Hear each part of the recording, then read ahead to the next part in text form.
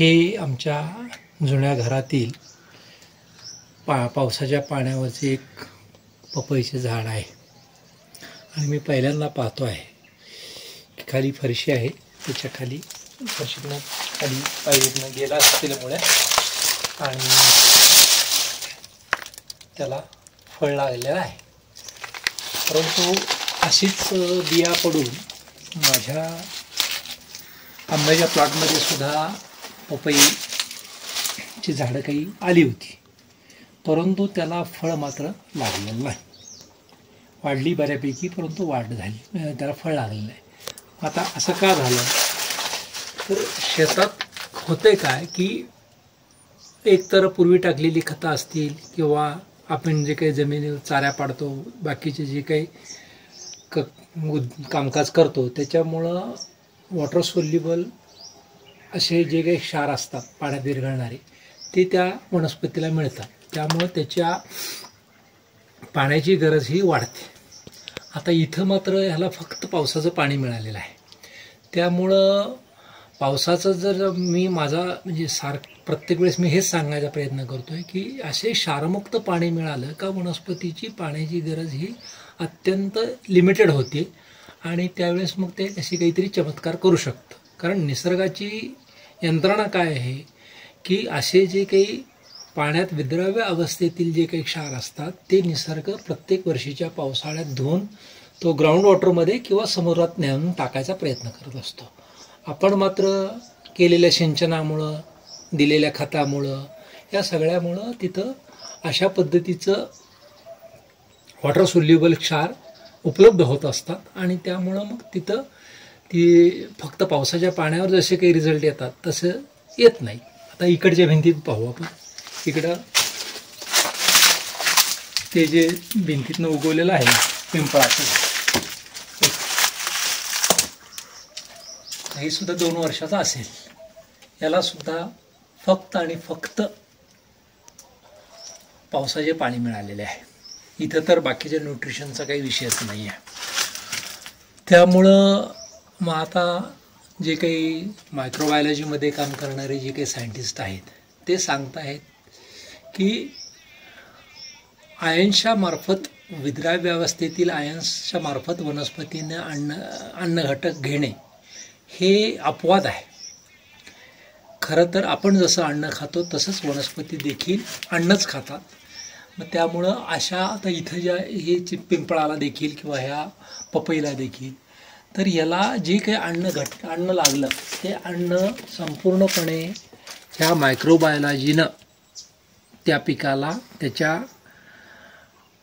पुरवलेलं आहे आणि बऱ्याचदा ते वनस्पतीच्या पानावर, आतल्या प्रत्येक पेशीत, फळात, सर्वत्र बियात हे असे एंडोफाइट्स म्हणतात त्याला, फंगल आणि बॅक्टेरियल एंडोफाइट्स हे असतात आणि अशा पद्धतीचं डायरेक्ट वनस्पतीला अन्न, आपण जसं अन्न खातो तशाच पद्धतीचं अन्न उपलब्ध करून देतात. त्यामुळं आपल्याला मात्र आपण हे पाणी देणे, मगाशी म्हणलं तसंच खतं देणे, ह्याच्यातूनच सगळे उद्योग करत असतो. आता इथे हौदाच्या इथे पण 2 उगवलेत.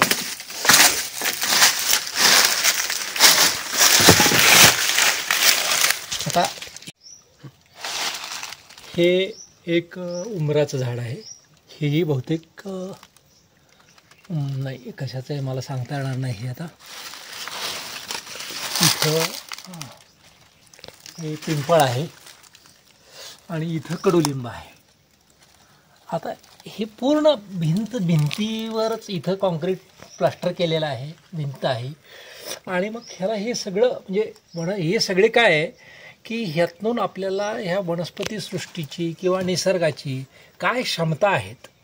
फोकावका जे म्हणत की निसर्ग हा, त्यांनी जे म्हणत सत्य हाच परमेश्वर, आम्ही त्याला सत्य काय आहे तर निसर्ग आहे, निसर्ग हाच परमेश्वर.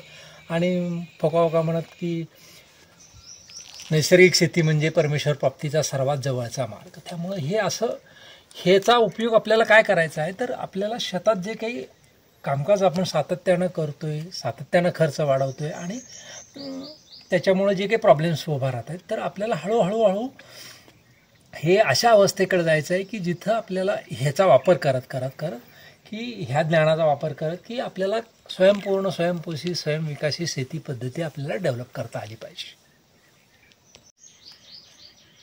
आपण बऱ्याचदा भिंतीत उगवलेले पिंपळ पाहिलेले आहेत, परंतु आता हे तर पिंपळाचं नाही, उमराचं झाड उगवलेलं आहे. आता हे कशाचं आहे नक्की मलाही सांगता येणं आहे, पण मला वाटतं की चंदन असण्याची शक्यता आहे. पण ते दिवस सोडून अगदी कडुलिंब, हा आता कडुलिंब तर असा काही उगवलेला मी पाहिलेला नाही, पहिल्यांदाच पाहतो आहे. ते कडुलिंब देखील येतो म्हणजे काय तर वनस्पती सृष्टीत इथे एक आहे म्हणून हे उंबरच असेल, कारण उंबर नाहीच येतं ना खरं तर का, पण आहे असे 1 2 3 4 5 अगदी वृक्ष इथं उगवलेले भिंतीत दिसत आहेत. आणखी एक चमत्कार दिसतो यात माझ्या ज्ञानाप्रमाणे, तर हे नर म्हणजे पपईत आपण नर झाड म्हणतो त्या प्रकारातलं आहे. तरी देखील कारण ही सगळीकडे बरीचशी फुलं होती, तिथे कुठेही त्याला सेटिंग झालं नाही. पण ही 2 फळं तर सध्या सेटिंग झालेली आहेत. परंतु म्हणजे आज तर त्या दृष्टीनं मला तो चमत्कार वाटते की नराला फळं लागतात नाही लागतात, माझ्या माहितीप्रमाणे तर लागत नाहीत. पण इथं तर किंवा कमी लागत असतील तर ते सर्वसाधारण आहे. परंतु जर नराला लागतच नसतील तर मात्र हे काहीतरी हाही निसर्गाचा एक चमत्कार आहे म्हणावा लागेल.